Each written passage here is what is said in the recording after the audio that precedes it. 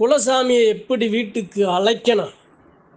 ஐயா என் வீட்டுக்கு வா, என் கூட வா அப்படின்னு நம்ம சாமியை நம்ம வீட்டுக்கு கூப்பிட்டு வர முடியுமா?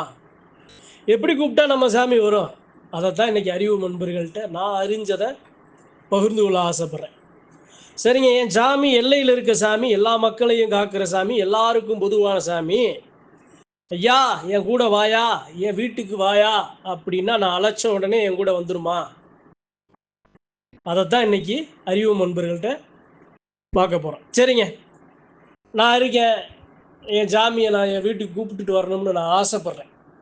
ஏன்னா என் வீட்டில் நிறைய பிரச்சனை, எண்ணற்ற கஷ்டம், பணப்பிரச்சனை, மனப்பிரச்சனை, சண்டை சச்சரவு, கூச்சல் குழப்பம், இது எல்லாத்தையும் சரி பண்ணணும்னா என் சாமியை நான் வீட்டுக்கு அழைக்கணும். ஐயா நீ வா, உன் பாதம் படணும், நீ வந்தால் தான் அந்த பிரச்சனைகளுக்கெல்லாம் ஒரு தீர்வு கிடைக்கணும்னு நான் முடிவு பண்ணுறேன், ஆசைப்பட்றேன். அப்போ நான் என் எல்லைக்கு போகிறேன், என் சாமியை நான் அழைக்கிறேன். அந்த சாமியை நான் கூப்பிட்ட உடனே அந்த சாமி வந்துடுமா?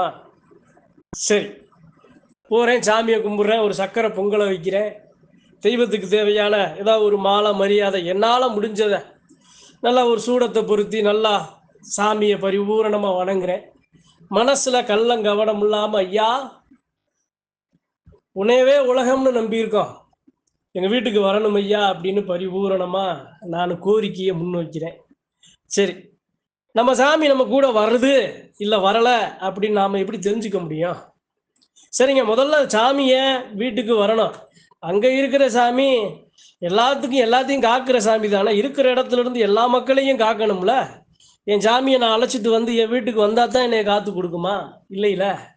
சரி, அப்படி இருந்து நான் ஆசைப்படுறேன், என் சாமியை நான் வீட்டுக்கு எப்படியாவது கூப்பிட்டு வரணும்னு நான் ஆசைப்படுறேன், அதனால நான் அந்த கோரிக்கையை வைக்கிறேன். அப்படின்னா அந்த சாமி நம்ம கூட வருதா வரலையா அப்படிங்கிறத ஒரு சில அறிகுறிகள் நமக்கு காட்டி கொடுக்கும். அதை வச்சு நாம் அறிஞ்சிக்கலாம். சரிங்க, அறிகுறிக்கு அப்புறம் வருவோமே. நான் அழைச்ச உடனே என் சாமி வரணும்னா நான் எப்படி இருக்கணும்?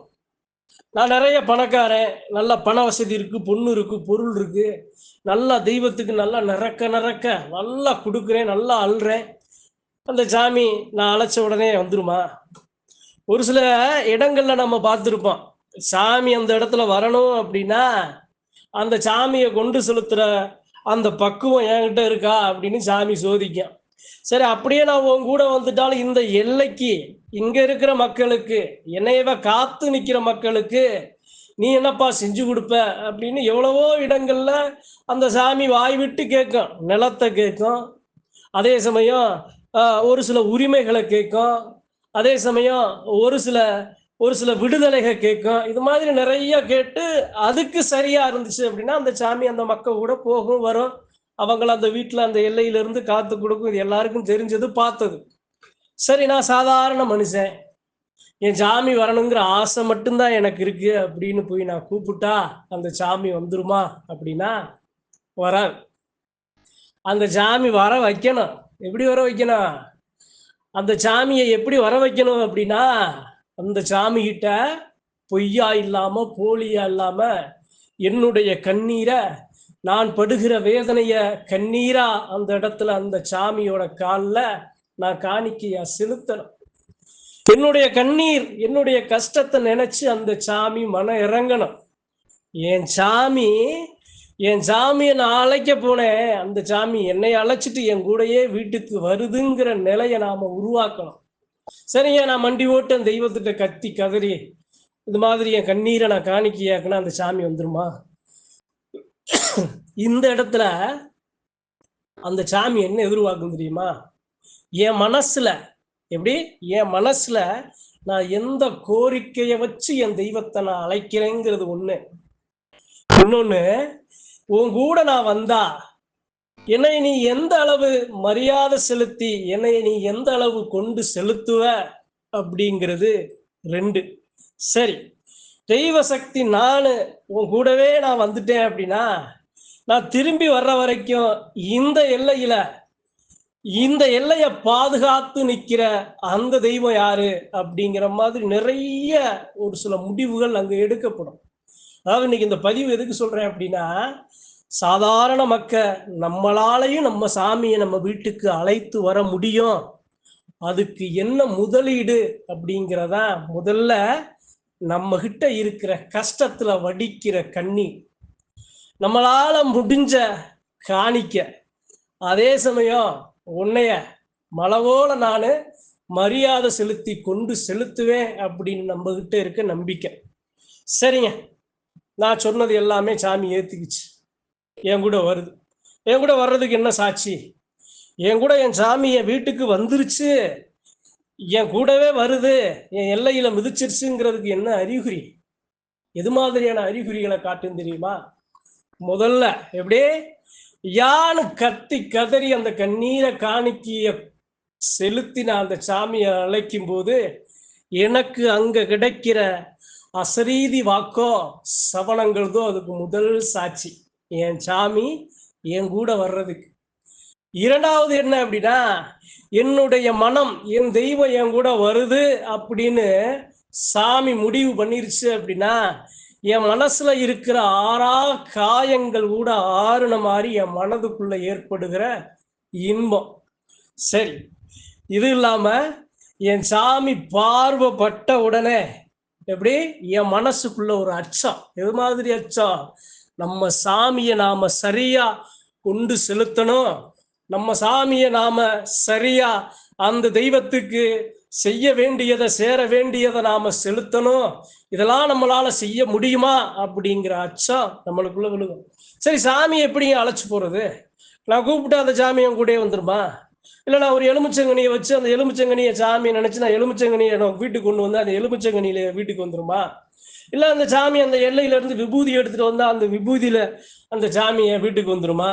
இல்லை அந்த எல்லையில இருக்க அந்த குலதெய்வ அந்த மண் அந்த பிடி மண்ணை எடுத்துட்டு வந்தா என் சாமி என் கூட வீட்டுக்கு வந்துருமா? எப்படி வரும்? எதுல வரும்? நீரா வருமா, காற்றா வருமா, நெருப்பா வருமா, ஆகாயமா வருமா, இல்லை ஐம்பூதங்கள்ல ஏதாவது ஒண்ணா என் கூட வருமா? எப்படி வரும் அந்த சாமி? எப்படி வரும்? அதை எப்படி நம்ம கண்டுபிடிக்கிறது அப்படின்னா, ஒரே ஒரு விஷயம் தாங்க. நான் ஒரு பச்சை பிள்ளைய நான் தூக்கிட்டு போறேன் அப்படின்னா, அல்லது நான் ஒரு சாமியாடியா இருக்கேன் அப்படின்னா, அல்லது என் கூட ஒரு முதியோர்கள் வர்றாங்க அப்படின்னா, அவர்களுக்குள்ள அந்த சாமி அவங்களுக்கு உள்ள ஒன்னா ஒரு ஆளு ரெண்டு ஆளு நம்ம கூட அந்த இடத்துல நம்ம எல்லைக்கு வருவாங்க. குழந்தையோட சிரிப்புலையும் முதியவர்களுடைய அந்த நடவடிக்கைகள்லையும் சாமியாடிகளுக்குள்ள தெரிகிற மாற்றங்கள்லையும் அந்த சாமி நம்ம கூட வருது அப்படின்னு நாம உணர முடியும். அதாவது ஒரே ஒரு விஷயம் புரிஞ்சுக்கணும். சரி, அந்த சாமியை நான் அழைச்சி என் வீட்டுக்கு வந்துட்டேன் அப்படின்னா, அதுக்காக சாமி என் கூடயே வந்துருச்சுன்னா அந்த இடத்துல சாமி இல்லை அப்படின்னு, என் தெய்வத்தை நான் இந்த எல்லையில பரிபூர்ணமா நான் இன்னொரு எல்லையில கொண்டு செலுத்தணும்னு என் கூடயே வந்துருன்னு நான் பேராசைப்படுறதான் அந்த இடத்துல அந்த சாமி அந்த எல்லையை விட்டு மாறுமே தவிர, ஐயா வந்து என் எல்லையில ஒரு மிதி மிதிச்சு என்னுடைய கஷ்டங்களை கருமாயங்களை நீ தீர்த்து கொடு அப்படின்னா அந்த சாமி மனமகிழ்வோட வந்து சரி பண்ணி கொடுக்கும். சரி, இது இருக்கட்டுமே. முதல்ல சாமியை நாம அழைக்கணும் அப்படின்னா நாம எந்த அளவு அந்த தெய்வத்துக்கு உண்மையும் நீதியும் நேர்மையுமா நாம இருக்கோங்கிறத பொறுத்து தான் நமக்கு அந்த ஆசையே வரும். தெய்வத்தை சுமக்கிறது, தெய்வத்தை கொண்டு செலுத்துறது சாதாரண விஷயம் இல்லைங்கிறது ஊரறிஞ்சது, உலகம் அறிஞ்சது. ஏன் குலதெய்வ எல்லையில மட்டுமே அந்த தெய்வம் இருக்கு அப்படின்னா, ஆதியில அந்த எல்லை தான் எல்லா மக்களுக்கும் பொதுவானதாக, அந்த எல்லை தான் பாதுகாப்பானதாக இருக்கும் அப்படின்னு அந்த எல்லையை சுத்தி கோட்டை கட்டி அரசாட்சி புரிகிற அந்த தெய்வத்தை ஒரு இடத்துல இருந்து இன்னொரு இடத்துக்கு நாம பரிபூரணமா மாற்றி அமைக்கணுங்கிறது யாராலையும் முடியாது, கும்பனாலையும் முடியாது. இருந்தாலும் என்னுடைய எண்ணம், என்னுடைய தெய்வத்தின் மேல வச்ச பாசம், என்னுடைய ஆசை, ஒரு தடவையாவது என் சாமி என் வீட்டுக்கு வந்துடாதா, என்னுடைய கஷ்டங்கள் கருமாயங்கள் மாறிடாதா அப்படிங்கிற அந்த ஆசைக்கு தான் நாம இப்படி ஒரு கோரிக்கையை வைக்கணும். அந்த சாமி வர்றதோட நாம இப்படி நாம உணர முடியும்னு சொல்ல வரோம். சரிங்க, எல்லாரும் ஆசைப்படுவான். ஒரு சில இடங்கள்லாம் சொல்லுவாங்க, ஏய் சாமியை கடத்திட்டு போயிட்டாயப்பா, ஏய் சாமிய செய்ய வேண்டியதை சேர வேண்டியதை கொடுக்க வேண்டியதை கொடுத்து அந்த எல்லையை விட்டு வெளியேறிடுச்சப்பா, சாமியை கட்டிட்டாங்கப்பா, சாமியை முடக்கிட்டாங்கப்பா. அது போன்ற முட்டாள்தனமான விஷயங்கள்லாம் யாரும் நம்பிடாதீங்க. தெய்வம் கட்டுப்படுறது ஒன்னே ஒண்ணுதான், அளவற்ற அன்பு, தூய்மையான பக்தி. வேற எதுக்கும் கட்டுப்படாது. தாந்திரிகத்துக்கும் கட்டுப்படாது, பொண்ணுக்கும் பொருளுக்கும் கட்டுப்படாது, மதிமயங்கி அந்த தெய்வம் கூடவே வந்துறாரு. அது வரவும் செய்யாது, அது கட்டவும் முடியாது, முடக்கவும் முடியாது, மறிக்கவும் முடியாது. சரி, எல்லாருக்கும் ஆசை இருக்குல்ல, என் சாமி என் கூட வந்துருச்சு, சரி வீட்டுக்கு வந்துருச்சு, உள்ள வந்துருச்சு, என் வீட்டுக்குள்ள வந்துருச்சுன்னா என் வீட்டுல எது மாதிரியான மாற்றங்கள் தெரியும் அப்படின்னா, எல்லையில கேட்ட அதே அசரீத வாக்கு, அதே சவனம் என் வீட்டுல கேட்கும். என் வீட்டுல இருக்கிற பிரச்சனைகள் எல்லாமே பனி போல விலகும். பௌர்ணமி வெளிச்சம் என் வீட்டுல இருக்கும். இரவு நேரங்கள்ல எல்லா எல்லா விளக்குகளையும் நான் அணைத்தாலும் என் வீடு வெளிச்சமா, பௌர்ணமி வெளிச்சமா என் வீடு இருக்கு. அதுதான் அந்த தெய்வம் அந்த எல்லையில இருக்கிறதுக்கு சாட்சி. நல்ல வாசங்களையும் நல்ல சவனங்களையும் கன்னி மூளையும் அக்கினி மூளையும் நெருப்பா கட்டங்கட்டி அந்த சாமி அந்த எல்லையில மிதிச்சு நிக்கிறதா நம்ம வீட்டுல தெரிகிற அறிகுறி. சரிங்க, இன்னைக்கு இந்த பதிவு ஏன் சொல்றேன் அப்படின்னா, எல்லாருக்கும் ஒரு ஆசை இருக்கும்ல, நம்ம சாமி ஒரு தடவையாவது நம்ம வீட்டுக்கு வந்துடாதா, நம்ம சாமி நம்ம தெய்வத்தை நம்ம வீட்டுக்குள்ள நாம உணர்ற மாட்டோமா? எல்லாரும் சொல்றாங்க சாமி கனவுல வருது, பேசுது, சாமி ஆடுறாங்க. அது மாதிரி என் சாமி வீட்டுக்கு உள்ள இருக்கிற மாதிரி எனக்கு ஒரு காட்சி கிடைச்சிராதா அப்படின்னு எல்லாம் ஏங்குற பெருமக்கள், உங்க தெய்வத்தை உங்களுக்கு அழைக்கிற உரிமை பரிபூரணமா இருக்கு. உங்களுக்கு இல்லாத உரிமை யாருக்கும் இல்லை. நம்ம சாமி எப்ப வரும் தெரியுமா? எனக்கு ஏதாவது ஒண்ணு அப்படின்னா நான் கஷ்டப்பட்டா கூட வராது. ஆனா எனக்கு ஒரு பெரிய இழப்பு வருது அப்படின்னா அந்த இடத்துல என் சாமி ஆளா முன்னாடி வந்து நிற்கும். அப்ப அப்பேற்பட்ட குலதெய்வத்தை நாம அழைக்கிற வழிமுறைகள் தான், நாம வைக்கிற கோரிக்கைகள் தான், நமக்கு தெரிகிற அறிகுறிகள் தான். நாம எந்த அளவு நாம ஆசைப்படணும், எந்த அளவு அதை அபகரிக்கணுமா அல்ல தெய்வ சக்தியை உணரணுமா, அதுக்கு மரியாதை செலுத்தி வந்த வழி திருப்பி அனுப்பணுமாங்கிற நமக்குள்ள இருக்கிற எண்ணங்களை கணித்தே அந்த தெய்வம் நம்முடன் இருப்பதும் அழைத்தவுடன் வருவதும் அந்த இடத்துல நிர்ணயிக்கப்படுது. அதனால ரொம்ப கஷ்டப்படுற மக்களுக்கு சொல்றேன், நிறைய தீய வினைகள் இருக்கு, மீண்டு வர முடியல, ஒரு வாழ்க்கையில ஒரு மகிழ்ச்சிங்கிறதே இல்லை, நிறைய வீழ்ச்சி தான், நிறைய விரயம் தான், நிறைய இழப்புகள் தான், நிறைய உயிரிழப்புகள் தான், கண்ணீர் தான் அனுதினமும் அந்த வீட்டுல வடிக்கிறீங்க அப்படின்னா, உங்களுக்கு இருக்கிற ஒரே வழி உங்க சாமியை எப்படியாவது உங்க வீட்டுக்கு நீங்க அழைச்சு வரணும். சாத்தியங்க, சாத்தியம், சத்தியமான உண்மை சொல்றேன். கண்டிப்பா நம்மளால நம்ம சாமியை அழைக்க முடியும். கடுமையான விரதம் 7 நாளா, 14 நாளா, 21 நாளா, 48 நாளா நாம வைக்கிற கோரிக்கையை முன் வச்சு, ஐயா ஒரு தரம் நீ மிதியப்பா, நான் எதுவும் முன்னாடி வைக்கல, நீ வந்து மிதி, எனக்கு இருக்கிற பிரச்சனை எல்லாம் சரியாயிரும் அப்படின்னு அந்த தெய்வத்தை மட்டுமே மனசுல நிறுத்தி நாம பிடிக்கிற கடுமையான விரதம் இருக்குல்ல, அந்த தெய்வத்தை நம்ம வீட்டுக்கு வர வைக்கும். நம்மளால நம்ம சாமியை கூப்பிட்டு வர வைக்க முடியும். அந்த தெய்வம் இருப்பதை, நமக்கு இருக்கிற அனைத்து கஷ்டங்களையும் சரி செய்து நாம் சரியாக இருப்பதையும் நம்மளால் உணர முடியும். நம்ம முகத்துல இன்பத்தையும் மகிழ்ச்சியையும் நமக்கு கொடுத்துட்டு அந்த சாமி அந்த எல்லை போய் சேருங்கிறதா சத்தியமான உண்மைங்கிறதுனால, நான் அறிஞ்சதை நம்ம சாமியை அழைக்க நாம என்ன செய்யணும், நிறைய ஓடி ஓடி தேடி தேடி மாந்திரீகம் தீய அது போன்ற செயல்களை ஈடுபட வேண்டிய அவசியமே இல்லை.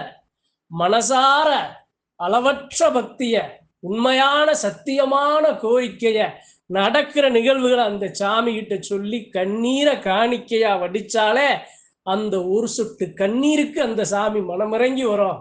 அப்படிங்கிறதுனால இன்னைக்கு இந்த பதிவை அறிவு நண்பர்கள்ட்ட பகிர்ந்து கொள்ள ஆசைப்பட்டேன். நன்றி, வணக்கம். மற்றும் ஒரு பதிவில் சந்திப்போம்.